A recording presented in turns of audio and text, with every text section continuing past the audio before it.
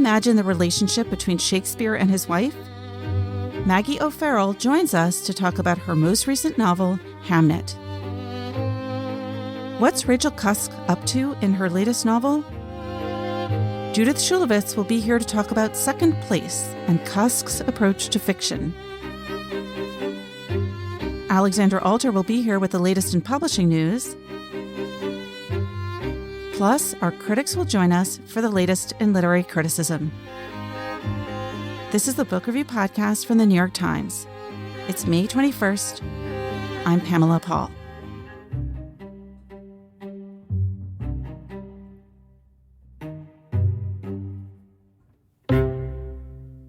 This is John Williams.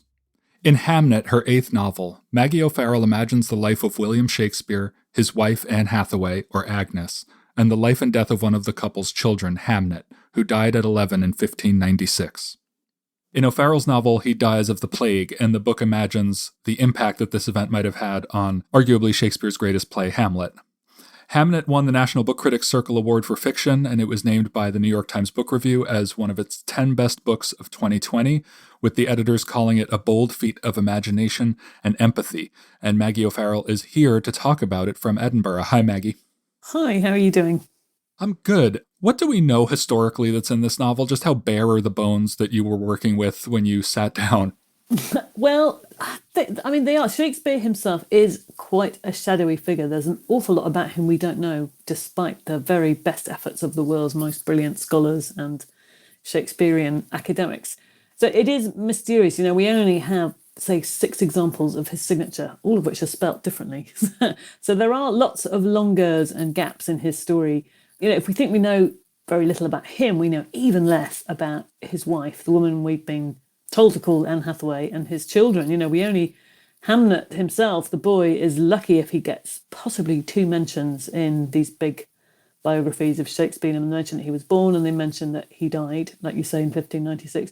But actually, I mean, to be honest, that is all we do know about little Hamnet, unfortunately. We have the record of his birth in the parish records, and then we see the record of his burial.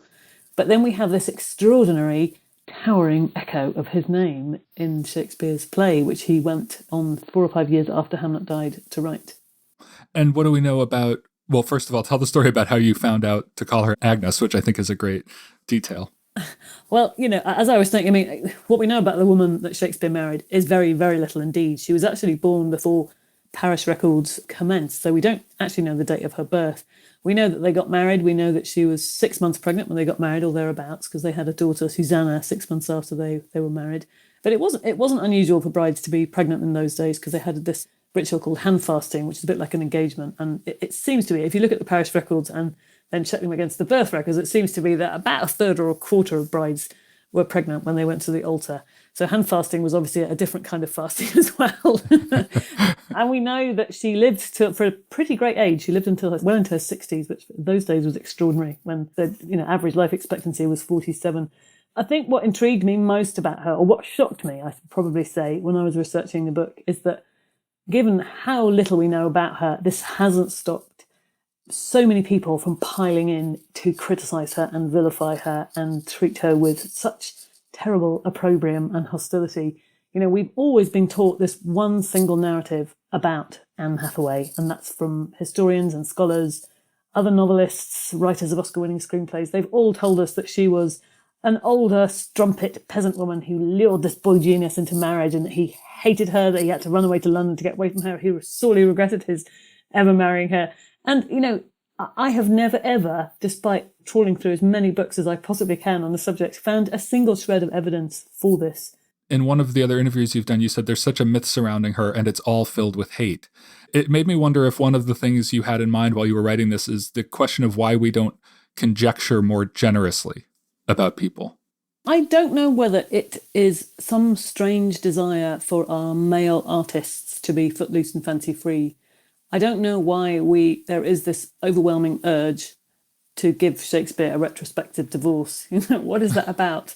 You know, I think he did love her. I think they loved each other. I think there was a partnership. And the most significant detail for me was not the one that everybody will bring up to criticise her, which is, of course, the famous second best bed behest in Shakespeare's will, which is an interlineation. It's squeezed in between 2 lines. And his will is a very dry document. He doesn't show any affection for anybody at all, at any of his behests. I mean, he was dying, let's not forget. But you wouldn't think the will was written by the same person. It came from the same mind as the person who wrote probably the greatest lines of love poetry. But what's more significant to me is that at the end of his career in London, he was the equivalent of a multimillionaire. He was a very, very good businessman. But he could have set up household anywhere he wanted to in the world. But when he retired, he came back to Stratford to live with his wife, which to me is much more telling. And I think what really struck me when I was researching the character of Anne Hathaway is that I read her father's will. So her father, Richard Hathaway, died a year before she married William. And in his will, he leaves her a very generous dowry. And he refers to her as my daughter Agnes, or it would have been pronounced close to the French, Agnès or Anis.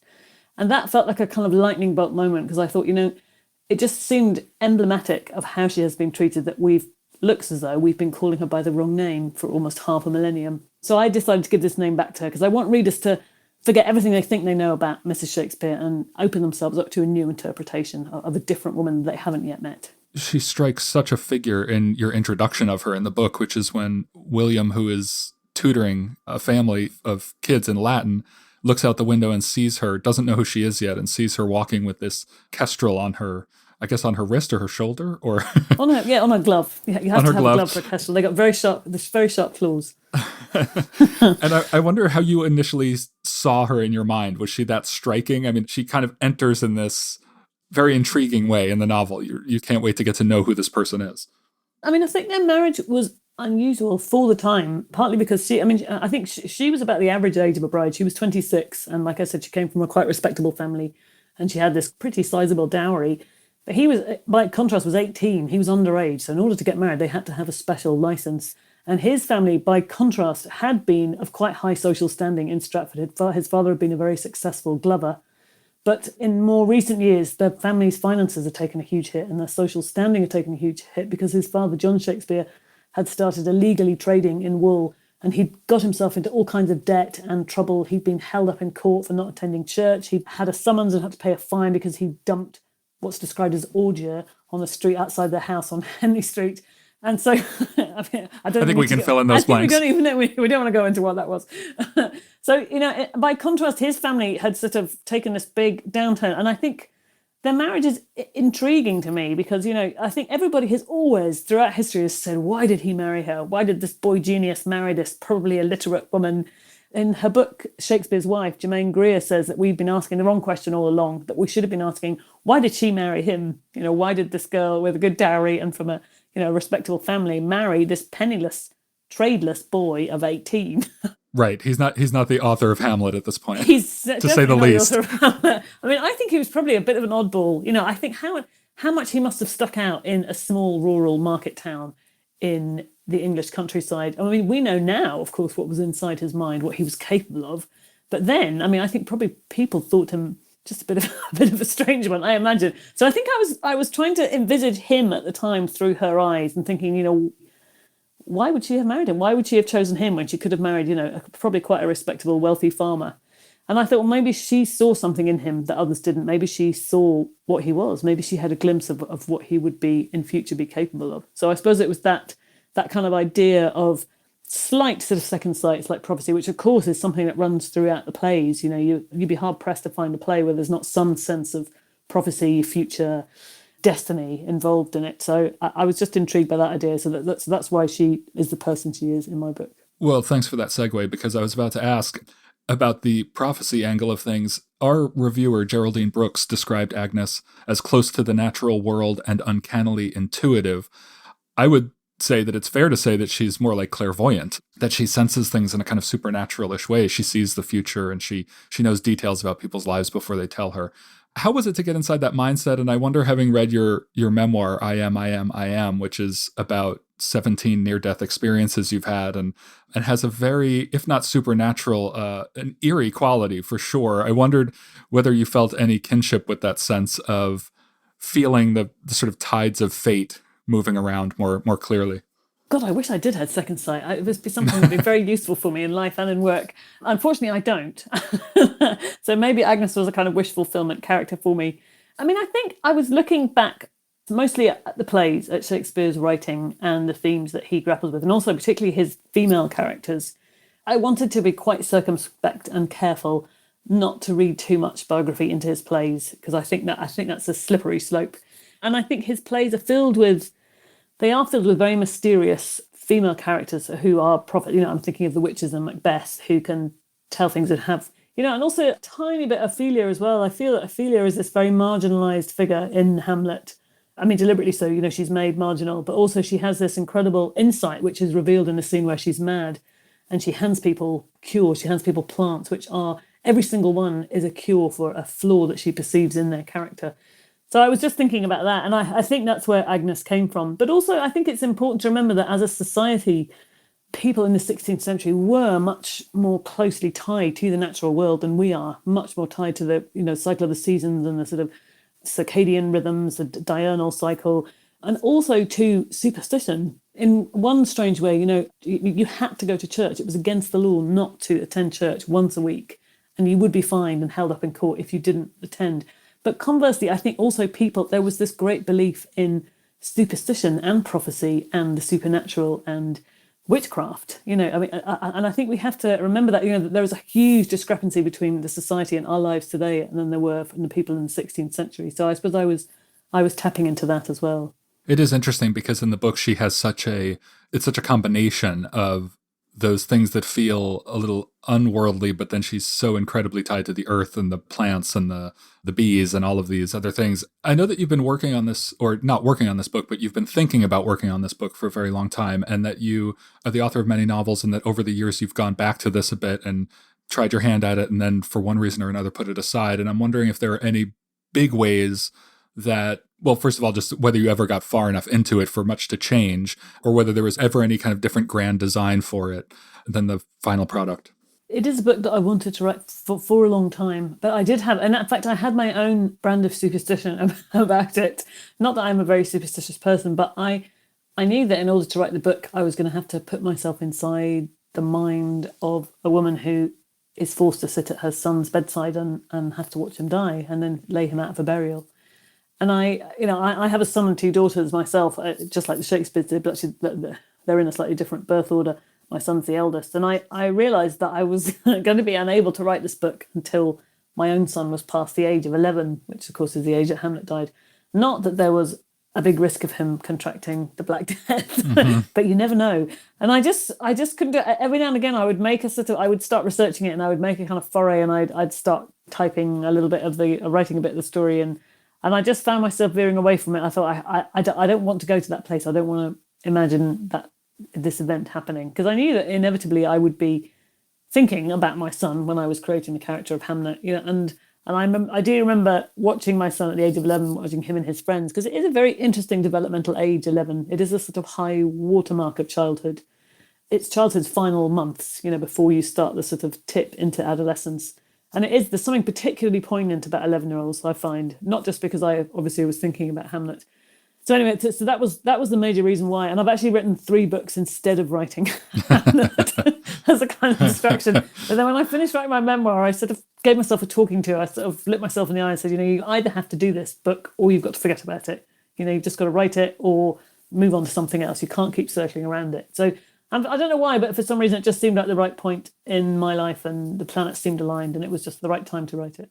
Reading about this book before I read it, it was hard for me to tell just how much the balance was between Agnes, Hamnet, and Shakespeare himself. And then when I read it, I realized they are all 3 major characters in the book, although William, as has been pointed out many times, is never named in the book. You never call him William or Shakespeare. And so was he ever a more central character, or was this always going to be her story and the story of the grief of the son and his life? I always knew it was going to be a kind of ensemble novel. I knew that I wanted at least the first half to mostly focus on Hamnet, because the engine behind the book for me was always the fact that I think Hamnet has been overlooked and underwritten by history. I think he's been consigned to a literary footnote. And I mean, I believe quite strongly that without him, without his very short and tragically short life, we wouldn't have the play Hamlet. We probably wouldn't have Twelfth Night. And I think as an audience, we are enormously in debt to him. And I think, I find it strange always that when I read books about Shakespeare, that Hamlet's life was very downplayed and that people would wrap up his death in statistics about child mortality, and almost as if the implication was that that he wasn't grieved because, so many children died. And also, I find it astonishing that nobody has ever really made much of the fact that it's the same name. In Elizabethan times, spelling was a lot less stable. Hamnet and Hamlet are interchangeable in parish records. It's the same name. And I've read biographers saying, we've no idea what the significance is. And I want to kind of shake these people and say, are you serious? Come on. Nobody would take their dead child's name lightly. That is not an act that you'd undertake lightly, and give it to the title of this tragedy, to give it to the protagonist of the tragedy, and also the ghost. The idea that he would have had to write that name over and over again in the manuscript. He would have had to hear it over and over again during the rehearsals, and also speak it himself, because there is a written evidence that Shakespeare himself took the role of the ghost in the first production of Hamlet.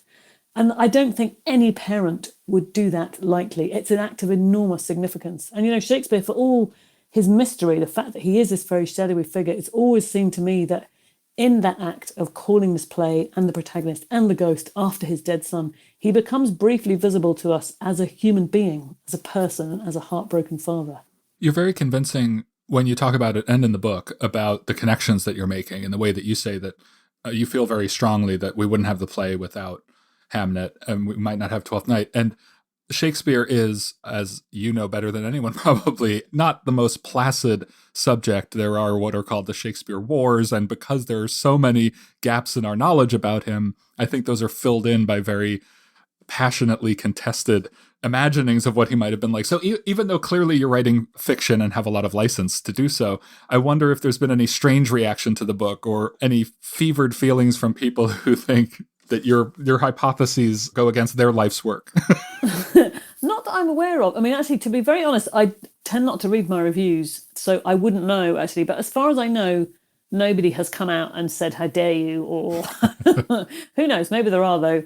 You've got to give a sort of allowance for people are going to have ideas that diverge from yours. And I think people, especially people who are involved in, the very long interpretations of Shakespeare, people are going to have their own ideas and interpretations. Everybody has their own version of Shakespeare inside their head, and that's fine. I think everybody's allowed a different interpretation, aren't they? It's not that I would watch somebody else's or read somebody else's and feel enraged. I would just think, well, their vision of it differs from mine. I avoided watching any screen versions of him while I was writing the book, just because I didn't want that in my head. But I know for a fact that Ben Elton has a comedy series about my son is a fan of the comedy series about Shakespeare, but I haven't watched it myself, just because, not because I think it would upset me, just because I know that it would be different from mine, and that's fine. I guess I have a twisted sense of humor. I guess I just find it comical that people probably working in more historical veins, trying to find the capital T truth, are probably wedded to these things that are somewhat fictional themselves. But he certainly comes alive in the book, and not really as the playwright. I mean, like you're saying, for most of the book, there's just a sense of him as this very young, and he might have potential, but he doesn't feel like an important historical figure. He just feels like this person who's living his life.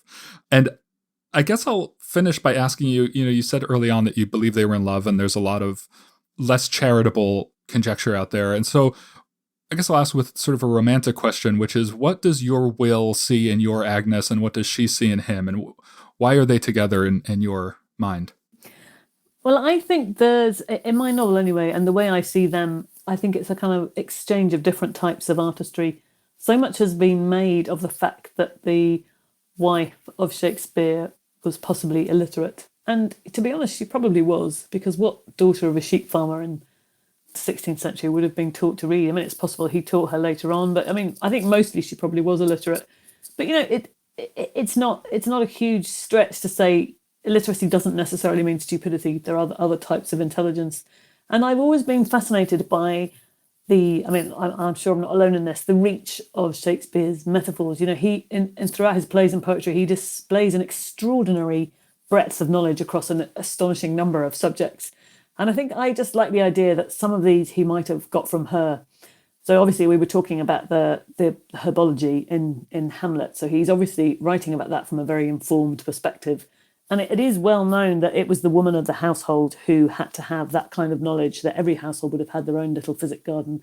And the woman of the house would have been able to make potions and cures for minor ailments within her household. So I just imagine the idea that he got all this knowledge from her. And I love the fact that he might have been checking with her and saying, what exactly was rosemary used for? How do you use comfrey? So I gave that to her. And also there's a lot of hawking and falconry metaphors in Shakespeare, particularly about relationships between men and women. You find that a lot in Taming of the Shrew, for example. So again, I gave that expertise to her, the idea that he may have drawn this knowledge and inspiration from her. She was a formidable person in your book, and so I guess he was also drawn to just the force of her personality and her aura. Exactly. Yeah, I think there's a strong physical attraction between them. And she was drawn to a good-looking young guy with potential. Well, I think he's good-looking, yes, but as he was, the portraits there are of him, I think she was as well. There's a portrait of her. She's very beautiful. She bears more than a passing resemblance to the actress Saoirse Ronan. I think what she saw in him was something unusual. I think he must have been very unusual in Stratford-upon-Avon, and certainly not like your average sheep farmer that she would have been mixing with socially in and around Shottery. Well, it is a love story, among other things, but it is a story very much about grief and creativity and about finding yourself living in a very different time as you read the book. Maggie, thanks so much for joining us to talk about it. That's my pleasure. Thank you for having me.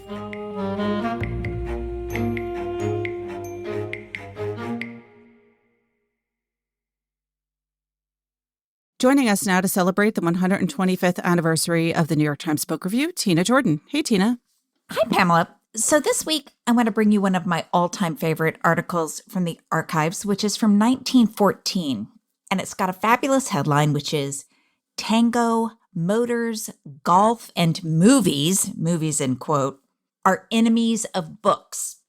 And it's an interview with the British publisher William Heinemann, who's visiting New York. And here's what he had to say to the Times reporter. The publishing business is changing every day, he said. One very regrettable thing about it is that the life of books is shorter than it used to be. Everywhere it's the same thing. A book dies so much more quickly than it used to. As a matter of fact, very few books survive 5 years. Of course, this made me smile, and I'm sure it made you smile too, because now sometimes, a book doesn't get 5 months of a chance at the bookstore. Anyway, so here's why Heinemann thought this was happening over 100 years ago. He said, to what is this due? People nowadays have just so much time to read and no more. Most of them want the news of the day. They're particularly interested in actualities. They read the newspapers in preference to books, especially those of the kind that require a bit of mental effort. Many other things, of course, are serious rivals to reading because they compete with it for attention. Things which did not exist in the old days. There is, for instance, motoring, and there's golf playing. Tango dancing might be mentioned as another thing. Then, one of the greatest enemies of books of all is the moving picture show, which tells a story in a way that makes a peculiar appeal to people, a much stronger appeal in most cases than the printed word. What year is this? This is 1914. These problems remain, especially the tangoing. How can we have time to read when we have to tango? When we have to tango, exactly. So I have to say, maybe tango is no longer, competing for our book reading attention, but certainly the lure of the screen, still there. Still there. All right, Tina, thanks so much for being here. Thank you, Pamela. Judith Shulevitz joins us now from New York. She is a cultural critic and a journalist, the author of The Sabbath World. And this week, she reviews for us Rachel Cusk's latest novel. It's called Second Place. Judith, thanks for being here. Thank you for having me, Pamela. So let's start at the very beginning. Let's start with the author. I think she's a name known to many, but not everyone has read her. Who is Rachel Cusk? Well, she was born in Canada. She was raised in England. And she's a writer with a really distinctive tone. She's written memoirs, she's written novels, she's written essays, and all of them have this very clean, clinical, analytical tone with an edge of self-loathing, self-questioning. So everything she writes has a kind of wonderful way of bringing in what people don't allow themselves to think, without being unduly negative. She has a tremendous curiosity about what she thinks about herself, what she thinks about the world, what other people think about the world. She's a wonderful writer, and I'm a huge fan of her Outline trilogy, which are the most recent 3 books that she's written. You, Pamela, I understand, have read the memoirs, which I have not, so you could tell us about those if you wanted. She's written a couple that are very well known, I think, here. The first is A Life's Work on Becoming a Mother, which came out in 2001, at least I think here in the States. And I read that well after my children were babies. This is a memoir about pregnancy, childbirth, and immediately after. And what was controversial about it was that she wasn't unilaterally thrilled with the experience of new motherhood. She wrote about ambivalence and kind of negative emotions in a way that some people took exception to. And when I read it, I was not in the mood to read a memoir of new motherhood, not being a new mother anymore myself, but I thought it was really excellent. I had no trouble with it. And then the other book that was very controversial was Aftermath on marriage and separation, in which she writes quite openly about her divorce. I guess there's something maybe that makes people uncomfortable, that her honesty, the rawness of her writing, the difficult emotions that she writes about, maybe for some readers, and I include myself in that group, I find it refreshing and interesting, and that's what makes it good. And I think others are perhaps offended or upset by the way she writes about things. She writes kind of coldly. I don't think she's cold, but she talks in a Paris Review essay that I read while preparing myself to review this book about growing up feeling quite unloved, feeling harshly judged. And there's that kind of edge to her writing. She is judgmental, though curious, and I think that puts some people off. I think it contributes to her style. In this review that I wrote for you, I quote Isaac Babel, "No iron spike can pierce a human heart as icily as a period in the right place." There's this kind of clinical accuracy to her writing that she brings to bear both on the physical world and on the emotional world that is almost scary, which is what I like. Yes, that's a great quote. And I like judgmental, and I like that almost scary aspect of her writing. I was interested in something else you said earlier, which is this idea of self-denial. It's almost like this almost clinical quality to her writing and to the narrator. And I thought it was very interesting that in outline, the narrator is unnamed and almost not even present, like other than as a person who's listening to other people talk. And I'm curious how the narrator is treated in this new novel. Very differently. This is a narrator who writes a great deal about herself, her own wants and needs, and we watch her succumb to fantasies that we're skeptical of. She's much more credulous, it's a real departure. It's a very strange book. If you are a fan of the old Rachel Cusk, she takes a lot of risks. So I was mystified, and it's one of the things that kept me reading. She also uses a lot of exclamation points. So speaking of punctuation. That feels very uncusk-like. Very uncusk-like. You just feel that every comma is thought through, usually. And also in this book, but just then there are those exclamation points and you just don't know what to think. All right, let's go back to the beginning with this book. The novel is called Second Place. It's her 11th novel, although she's written, I think, 4 nonfiction books. And the opening line of your review is, "I can't think of another way to say this. Rachel Cusk's 11th novel, Second Place, is really weird."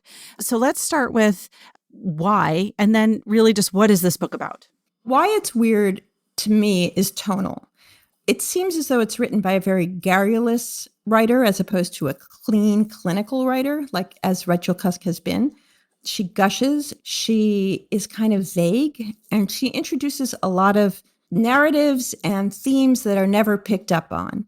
And also she's portentous in a way that is odd. Like she's always saying things like, "What is certain is that afterward many changes occurred." And you don't know what the changes are exactly that she's talking about, nor do you quite know where and when she is when she speaks, either at the beginning of the novel, nor sort of in the body of the novel. And so then I'll go into the body of the novel, which is, this is the story of a character named M, who has survived a painful life, though we don't know exactly what kind of painful life until much later.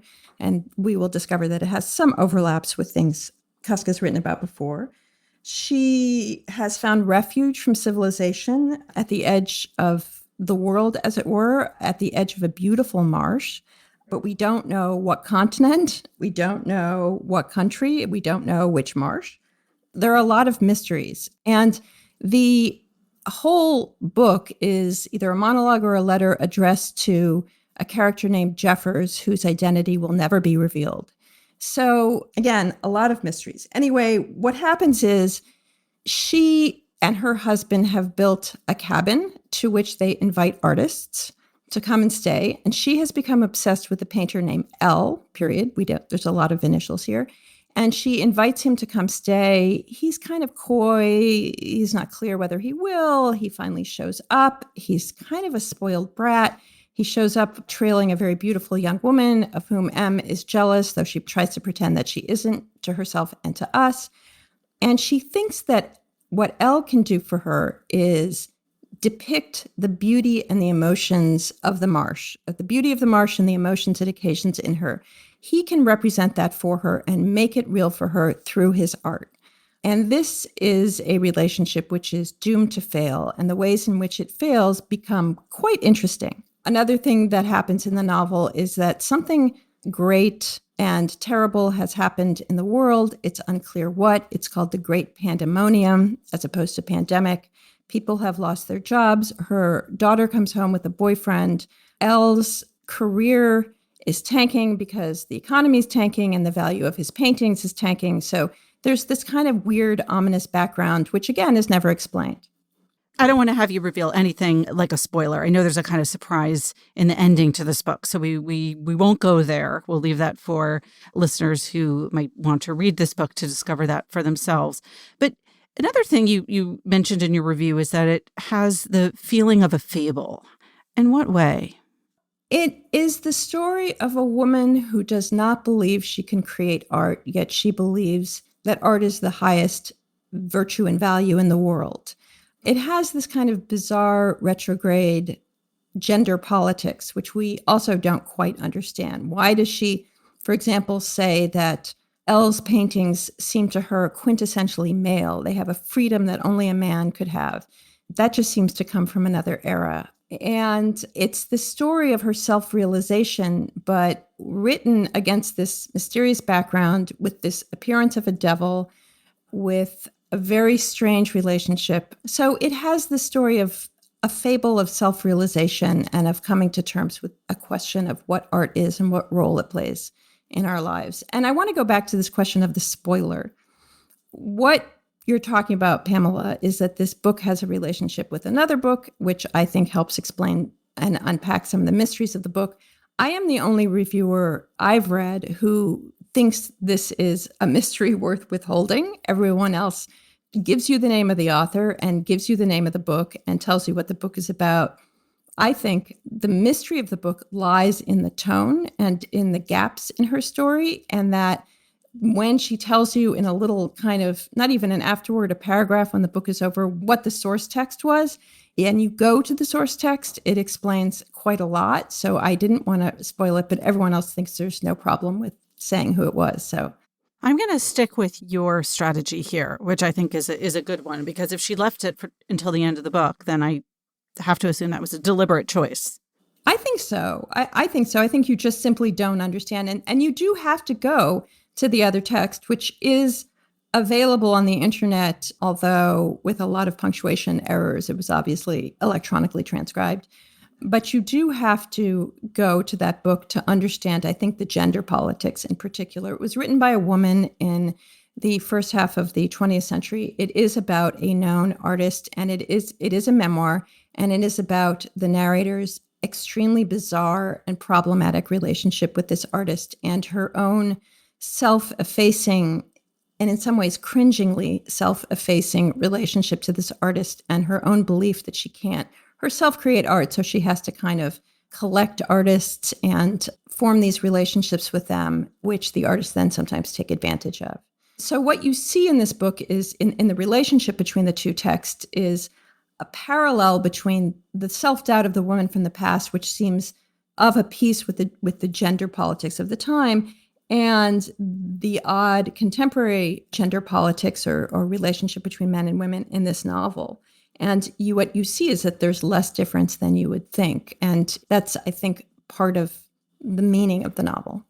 One of the things that struck me about Outline was this one story that's told in that novel, which is the first in the Outline trilogy, which is Outline and then Transit, and the final volume is called Kudos. I've talked about this part of this novel before on this podcast, but it's an anecdote that's told to the unnamed narrator of the story. And the story that person tells is this. He's talking or she's talking, I don't remember. And also, let me have another caveat. I probably am getting this wrong. This is a story I've now retold several times, and I've probably changed things and altered it. So, Judith, maybe you'll correct me and remember it more accurately. But there was a story this person told about a dinner party, and the dinner party took place at a table that was underneath a ceiling of glass. And someone at that dinner table told a story about a previous dinner party that also took place underneath a ceiling of glass, at which the snow, I think, that had landed on the glass grew so heavy that the glass broke and shattered all over the dinner table. And hearing this story affects the people at the dinner table with the intact ceiling, just hearing about the possibility that something like this might happen. And it affected the person who's now telling the story to the narrator, who we kind of feel like is Rachel Cusk, perhaps herself. And then the reader, in reading about it, then feels the kind of horror and shock of that story of like, what would that be like if glass and snow suddenly poured down in the middle of this dinner party? And to me, it was a story about storytelling and about how just reading or hearing about something happening to someone else then enters your own experience, enters your own consciousness, and affects you and can elicit this very gut level emotional response. Do you remember this, or do you remember it the way I'm telling it? I do remember it. I don't remember it that clearly because I read Outline when it came out, but I think that's a good reading of it.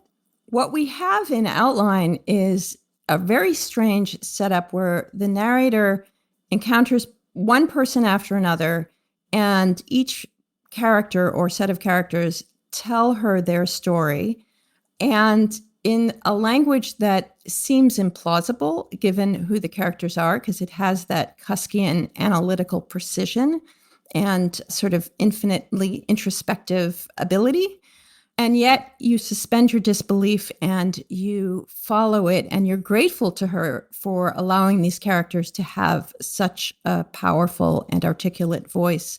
So the reason I bring this up, the reason I bring up this story is that I felt like in this story, Rachel Cusk was kind of telling us what she was doing in this book, at least in the first volume, an outline, which was to say something about the nature of storytelling and something about the nature of the narrator, the person that's listening, like that whoever it is, and it can be an unnamed person, you're sort of affected by the lives of others. And I think at the time that I talked about this previously on the podcast, I compared it to Emmanuel Carrère's Lives Other Than My Own, which seemed to be pursuing a similar theme. So my question is this. With Second Place, you said that she clearly seems to be saying something about the role of art. What is it that she is trying to do in this novel? Do you have a good sense? I think it's a novel about the difficulty women have believing in themselves as artists. At the end of her Paris Review interview, she talks about growing up with tremendous self-doubt as a woman, that she could be a writer, that she had anything to say, that she was allowed to speak, which surprises me because she's, I think, roughly our age. And I was brought up to think I could do anything. And then it turned out, with motherhood and so on, that actually was harder than I thought. She clearly had a very different experience. So I think that the power of storytelling in this novel is that through the story, she herself, the narrator, realizes herself and realizes that the painter cannot paint for her. I mean, that, I hope I'm not giving too much away, but you start rather shocked at the lack of self-confidence that the narrator has and watch as she grows. So telling her story strengthens her, and she's consistently being disappointed by the people she encounters and the hopes she has for them, and then realizing that there's a different way to appreciate them, and in so doing, appreciate herself. So I don't know if it has that breakthrough effect that you're talking about. I think that's particular more to the Outline trilogy. In each story in the Outline trilogy, the character moves from presenting a problem in their life to sort of starting to have insight. And that's one of the things that's appealing to it, but only partial insight. And usually what then happens is that the narrator says, well, actually, I don't think he or she understood himself at all and proceeds to present a completely different interpretation of the story than you thought was going to be offered. So that's part of the surprise. That doesn't happen here because there's no interlocutor. It's just this one character. So it's an unfolding rather than a breaking through. Well, it'll be interesting to see if she continues in this vein or if this was just kind of a one-time deviation from her usual voice and style. It will be. I suspect it's an exercise in riffing off someone else's work and writing in someone else's voice. So who knows whom she'll choose next, or if she won't choose that at all. I mean, that's something she does, right? She takes others' voices and makes them her own. So in that way, it's a continuation of her work. But it will be interesting to see if stylistically she changes. Always a pleasure to talk to you, Judith. Thank you so much for being here. Thank you, Pamela. Judith Shulevitz reviews Rachel Cusk's Second Place this week in the Book Review.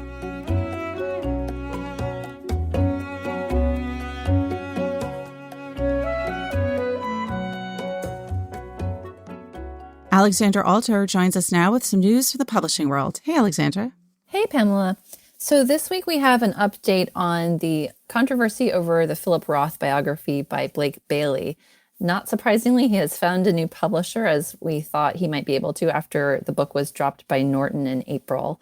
Norton said that he was free to publish it elsewhere. And just to recap, they dropped the book because Blake Bailey was accused by multiple women of sexual harassment, sexual assault, and inappropriate conduct. So the controversy kind of built, and Norton felt like the best thing to do was to totally sever its relationship with him. They not only took the Philip Roth biography out of print, but they took his memoir out of print as well.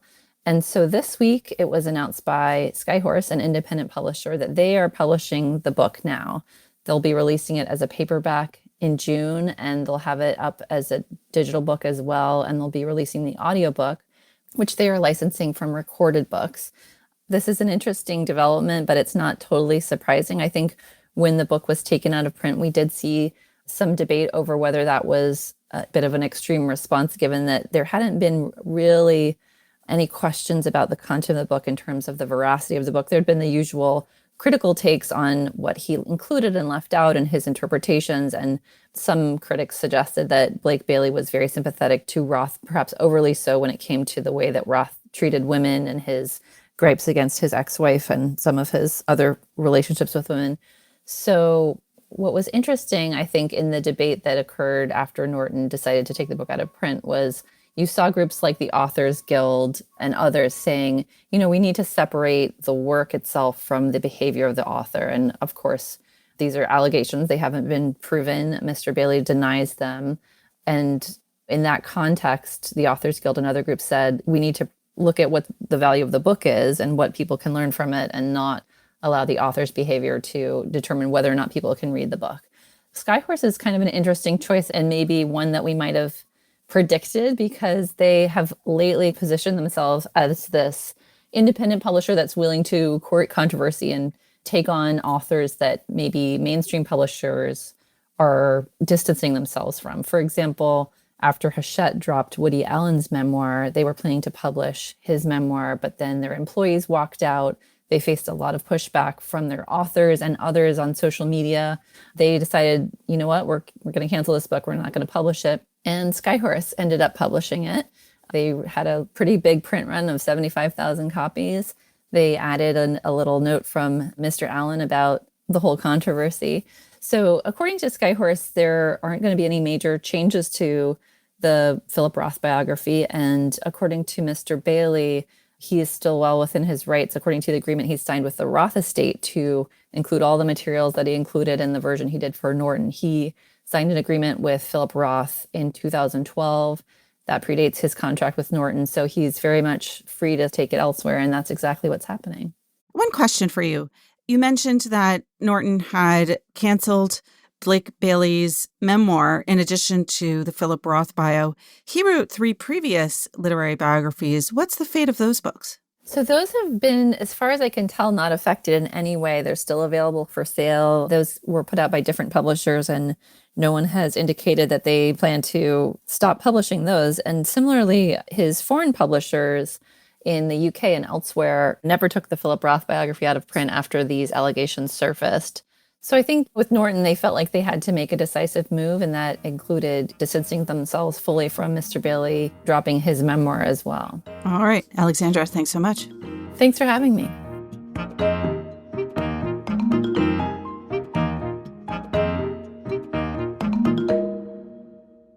Joining us now to talk about the latest in literary criticism are critics Dwight Garner and Jennifer Sly. Hey, guys.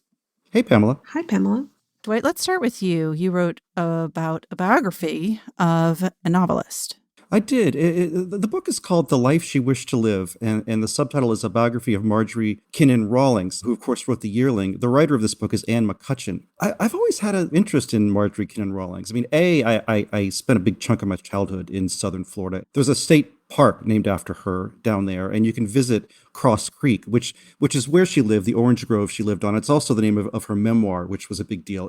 Her two major books are The Yearling, which is about a young boy and his pet deer, and the boy is ordered by his father to kill this deer, his constant companion, because the family is poor and the deer is eating too much of their corn. And it's a very moving book, and yet it's not sentimental. It's quite a good book.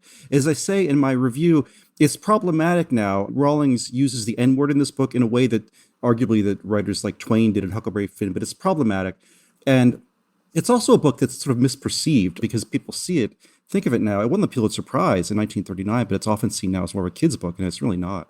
I haven't read The Yearling. So, I mean, I feel like growing up in Canada, we mostly read like Margaret Atwood and Robertson Davies. So, but I was really fascinated to read your review, Dwight, and about her life and this notion of writerly authenticity and focus. And it sounds like she stuck true to what she wanted to say in her work. It's true. She had an interesting life. I mean, she was born in Washington, D.C. Her father did government work at the patent office. But, you know, she got out of college, moved to New York City with her husband. She married quite young, her first husband, and, you know, just tried to make a go of it in Manhattan. And she sort of did, but she had to sort of sell her soul every day, the way so many people do in the first move to New York. She worked for bad tabloid newspapers, and she did public relations work. And yet she really had a strong sense of who she was, and she knew that she had better stuff in her and was waiting to get it out. And one of the great strokes of luck in her life was that she sent an article that caught the eye of the great editor Maxwell Perkins. And Perkins encouraged her to send him her first novel, and she did, and he loved it. And it began this nearly 20-year relationship between Kinnan Rawlings and Maxwell Perkins, and some 700 letters. And as a matter of fact, the letters between them have been published, and they're quite lovely. And I mean, she wrote her two great books for him, The Yearling and Cross Creek, which is sort of a memoir about living there on her farm. And one of the great things about this book is the portrayal of her relationship with Maxwell Perkins. And B, the other thing is she was just kind of a badass. I mean, she taught herself to hunt and to fish, and she drank way too much, and she wrecked cars, and people had never heard someone swear like she did. And she all just the things you like in a person, Dwight. Exactly. It's in one little package. And also, she loved cooking. She wrote a book called Cross Creek Cookery, and she was obsessed. I mean, she did things like, you know, raise her own mallards and feed them a diet that made them delicious. And she, you know, and she lived life to the full. And alas, she had a lot of health problems and died relatively young, but she left two rather good books behind. Cross Creek Cookery. Is that a book that you've ever seen? Well, I've read a lot of it recently, and she's nuts in a good way. I mean, she has a way of eating okra she claims is the best way in the universe, and she gives you this recipe for it. She's undercooks it and eats it kind of cold, dipping it in some sauce. But she's obsessed. I mean, she really was deeply, deeply into food in a way that few people were at that time. Jen, how about you? What did you write about this week? So I wrote about a really different kind of book. It's called Dedicated, and it's by Pete Davis.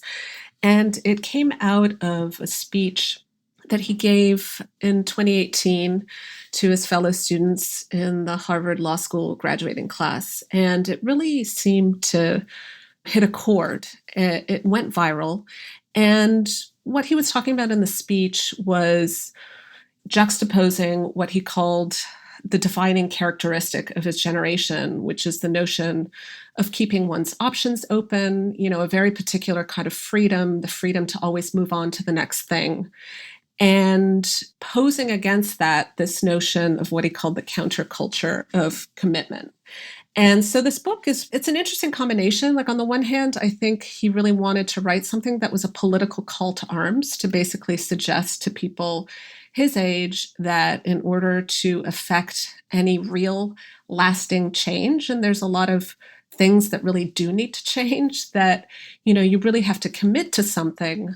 But at the same time, there's a self-help element to this book. And it was interesting to see him try to merge the two, try to use the self-help in order to make a grander political case. Because in a way, what he's talking about when he talks about building political movements is trying to gain the trust of other people and really trying to see something through even during times when things feel uncomfortable, when they feel like they're not going to work, when dealing with other people especially can feel impossible. And so along with that, there is this sort of self-help element because he wants to build trust with the reader. So, he doesn't want to make it too difficult for the reader to follow him and to agree with him. So he's really trying to toggle between these two registers. And it's one of those books where I can't say that it's really unsettling.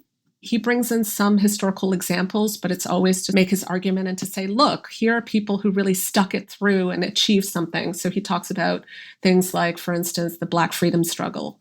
But at the same time, it was a book that made me think, and I was impressed by the range of references that he brought in. He really quotes a lot from this Polish sociologist, Zygmunt Bauman, whose, work I've read before. Bauman was somebody who looked at this notion of what he called liquid modernity. And it seems like a very sort of abstract idea, but Davis brings it in such a way that I think it makes sense in the context of this book. So I was impressed by what he was trying to do here. There's a little subgenre of books that are made out of speeches, which oh yeah, I have to say I was surprised to see you reviewing one because, they're usually these like little mini books and have that kind of inspirational vibe to them that I don't always associate with Jen Salai kind of books. Well, that's the thing. I mean, I feel like, a lot of the times I read books, and it did make me think about the kinds of books that I tend to be drawn to, which isn't this kind of book. It's not this kind of book. It's usually a book that makes things look even more impossible than they are, just to go deep into the history. And whereas this book, I think, really tries to show what's possible. And I picked it up partly because I was thinking a lot about the idea of trust. Like, I think that that's a central issue. I think it's always a central issue, but it feels really scarce right now and elusive in many ways. And so I was interested to see how this person approached it without whitewashing the past, but at the same time trying to encourage other people of his generation to look at things in a way to see it as something possible, to see change as something possible. I have to admit something about your review. Okay, I'm ready. I have a kind of a knee-jerk resistance to new acronyms. So NFT, I kind of know what it stands for, but I really don't want to know, and I don't really want to know more about it. And YOLO, which is an acronym you mention in your lead of your review, I didn't know either meaning. Am I the only one? You guys both You had never heard of YOLO?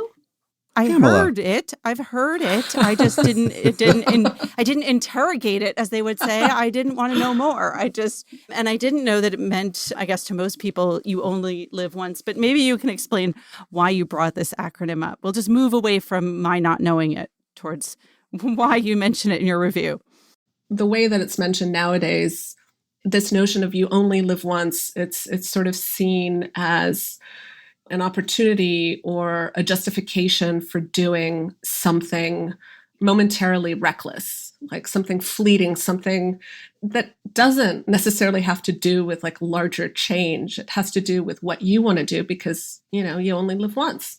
Right. It sounds like it's just a kind of catch-all excuse for bad behavior. Exactly. And, what Pete Davis says in his book is that he says actually one of the earliest, he says, known public uses of the acronym was back in the early 90s by a drummer for the Grateful Dead who opened this place called the YOLO Ranch. And for him, it was this notion of creating this musical community, that he wanted a place where people could gather and really build something together. So it was almost the opposite in terms of YOLO. In that sense, was almost the opposite of how we consider it today. It was this idea that you go deeper into commitment instead of try to take flight from it, which I thought was an interesting way of looking at things. Was YOLO an acronym that you were using liberally before? Am I the only one that wasn't using it? I wasn't using it, but okay. But I had encountered it. Let's put it that way. Yeah, it does seem like it's part of the same larger family with speeches that become books. Yeah. And I think, there's a reason why speeches become books, in the sense that if somebody gives a speech and it goes viral, there's an indication that there's something in the speech that really touches on something that people are hungering for. I think the question often becomes, is the person able to take the 10 minutes of the speech and stretch it out over a 250-page book? And he touches on larger historical things that I would encourage people to actually go to the history, go to the sociology, which is actually, I think, more maybe disturbing and not necessarily as straightforward as he presents it. But at the same time, I think, again, it goes to the question of what we look for in a book, and different books provide different kinds of things. And I think that there's a place for something like this for people who are looking to understand where we are culturally and where we might be going. All right. I don't know if that's what your book did, Dwight, but let's run down the titles. I reviewed The Life She Wished to Live, a biography of Marjorie Kinnan Rawlings by Anne McCutcheon. And I reviewed Dedicated by Pete Davis. Remember, there's more at nytimes.com/books. And you can always write to us at books@nytimes.com. I write back, not right away, but I do. The Book Review Podcast is produced by the great Pedro Rosado from Headstepper Media, with a major assist from my colleague John Williams. Thanks for listening. For the New York Times, I'm Pamela Paul.